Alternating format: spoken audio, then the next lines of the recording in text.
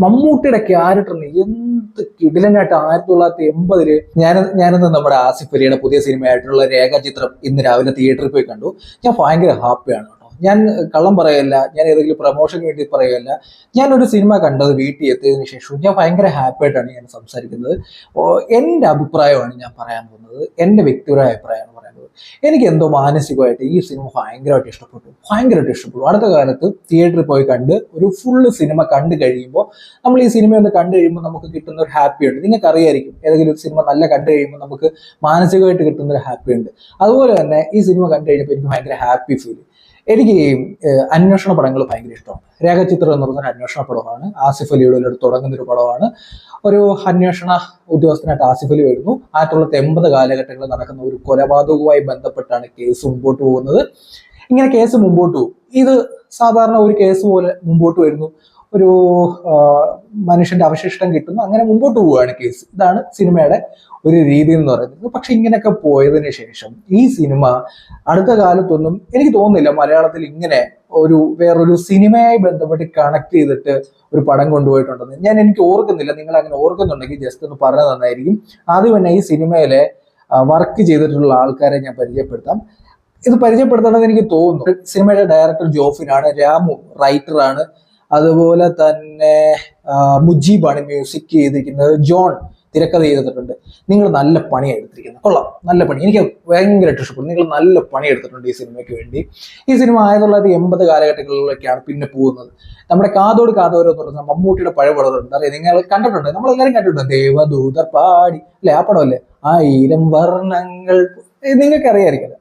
ആ പടത്തിലും ആ സിനിമയിൽ അഭിനയിച്ച ഒരു പെൺകുട്ടിയെ കാണാതാവുന്നതും അതിനുശേഷമുള്ള കഥയായിട്ടാണ് ഈ സംഭവം കൊണ്ടുവരിക്കുന്നത്. എത്ര മനോഹരമായിട്ടാണ് നിങ്ങൾ ഈ സിനിമ കണക്ട് ചെയ്ത് വെച്ചിരിക്കുന്നത്. എനിക്ക് ഈ പഴയ കാലഘട്ടങ്ങൾ കാണിക്കുന്ന സിനിമകളുണ്ട്, ഇതിനകത്ത് മനസ്സിലാവുമെന്നറിയില്ല നിങ്ങൾക്ക് ഞാൻ പറയുന്നത് എന്താണെന്ന്. എനിക്ക് ഈ പഴയ കാലഘട്ടങ്ങൾ കാണിക്കുന്ന സിനിമ, ഇതിനകത്ത് ഫ്ലാഷ് ബാക്ക് ഒക്കെ പോയി പഴയ കാലഘട്ടങ്ങൾ കാണിക്കുന്ന സിനിമകളൊക്കെ എനിക്ക് ഭയങ്കര ഇഷ്ടം.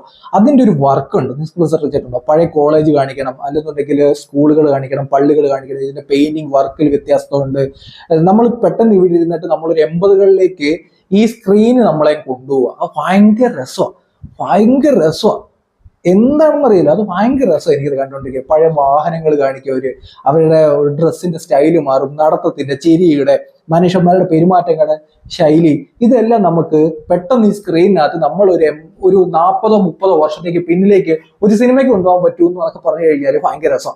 ഇങ്ങനെ ഈ സിനിമയും കൊണ്ടുപോവുക. കാതോട് കാതോരം സിനിമയിലെ ഷൂട്ട് നടക്കുന്ന സ്ഥലങ്ങൾ, അതിന്റെ കോളേജുകൾ, അതിന് പിന്നിലുള്ള കുറച്ച് കാര്യങ്ങൾ, ഇതിനകത്ത് ഭയങ്കര രസം എന്ന് പറഞ്ഞാൽ ഈ മമ്മൂട്ടിയുടെ ക്യാരക്ടറിന് എന്ത് കിടിലനായിട്ട് 1980 ഒരു യുവ സൂപ്പർ സ്റ്റാറായിട്ടുള്ള മമ്മൂട്ടിയെ നമ്മൾ ഇങ്ങനെ സ്ക്രീനിൽ കാണുക. അന്ന് തിയേറ്ററിൽ ആ സിനിമ ഷൂട്ട് ചെയ്യുന്നു ഒരു സൈഡിൽ. ഇത് നമ്മൾ സൈഡിൽ ഇങ്ങനെ നോക്കി നിൽക്കുമ്പോൾ ഈ സിനിമ ഷൂട്ട് ചെയ്യുന്നു, മമ്മൂട്ടി അവിടെ നിന്ന് അഭിനയിക്കുന്നു. ഇതൊക്കെ നമ്മൾ ഒരു സൈഡിൽ നിന്ന് കാണുന്ന ഫീലില് ഈ സിനിമ ഇങ്ങനെ കാണിച്ചു വെച്ചിരിക്കുകയാണ്. ഭയങ്കര എന്ത് രസമായിട്ടാണ് കാണിച്ചിരിക്കുന്നത്. മമ്മൂട്ടിയുടെ ഒരു ബെൻസിനകത്ത് ഇങ്ങനെ വന്നിറങ്ങുന്ന ഒരു സീനുണ്ട് ഈ സിനിമയിൽ.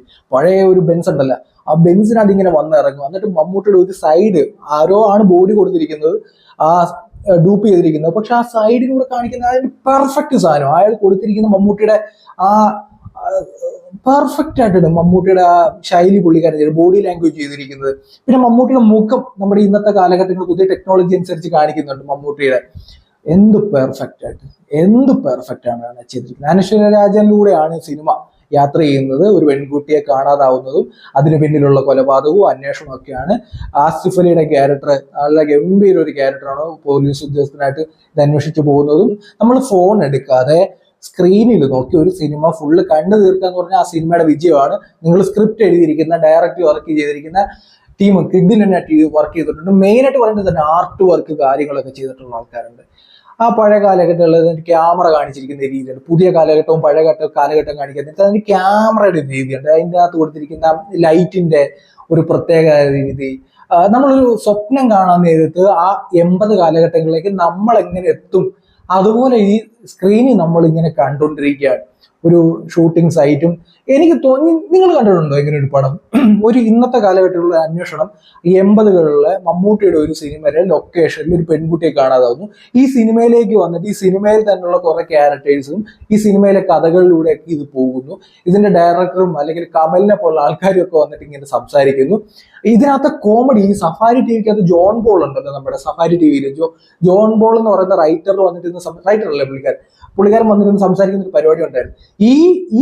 ഈ സാധനം വരെ ഈ സിനിമയ്ക്കകത്ത് അവർ യൂസ് ചെയ്യുന്നുള്ളൂ. അതിനകത്ത് പറയുന്ന ചില സംഭാഷണങ്ങൾ വരെ ഇതിനകത്ത് യൂസ് ചെയ്യുന്നത്. ഇത് അങ്ങനെ ഉണ്ടോ? അതിനകത്ത് ഡബ് ചെയ്തല്ലോ ആണോ എനിക്കറിയില്ല.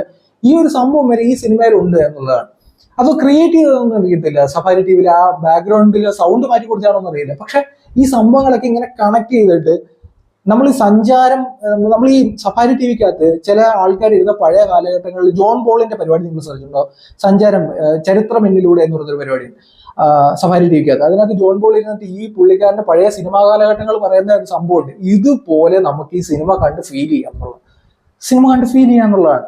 നല്ലൊരു സിനിമയാണ്. നിങ്ങൾ തിയേറ്ററിൽ പോയി കാണാം. ആസിഫ് അലി, അനശ്വര, അതുപോലുള്ള മനോജ് കെ ജയൻ, സിദ്ദിഖ്, ജഗദീഷിന്റെ അതിനകത്ത് ജഗദീഷൊക്കെ കാണിക്കുന്നത് അത് കൊള്ളാം. എന്നിട്ട് ക്ലൈമാക്സിലേക്ക് എത്തുവരാൻ നേരത്ത് ഒരു രസമുണ്ട്. ഒരു രസമുണ്ട് ഈ സിനിമ കേട്ടോ. തിയേറ്ററിൽ പോയി കാണാൻ പറ്റുന്ന നല്ല കിട്ടിലം പടമായിട്ട് എനിക്ക് ഫീൽ ചെയ്തിട്ടുണ്ട്. നിങ്ങൾ ധൈര്യമായിട്ട് ടിക്കറ്റ് എടുത്തോ. നിങ്ങളിപ്പോൾ മാർക്ക് ഉണ്ട്, അതുപോലുള്ള പടങ്ങളൊക്കെ ഉണ്ട്, ശരിയാണ്. പക്ഷെ 18+ ഫാമിലി ആയിട്ടൊക്കെ പോയി കണ്ട് എൻജോയ് ചെയ്യാൻ പറ്റുന്ന അവസ്ഥയല്ല എന്നുണ്ടെങ്കിൽ നല്ലൊരു പടം ഇപ്പുറത്ത് രേഖാചിത്രം വന്നിട്ടുണ്ട് ആസിഫ് അലിയുടെ. ധൈര്യമായിട്ട് ടിക്കറ്റ് എടുത്തോ. നല്ല സിനിമയാണ്, നല്ല ക്വാളിറ്റി പടം.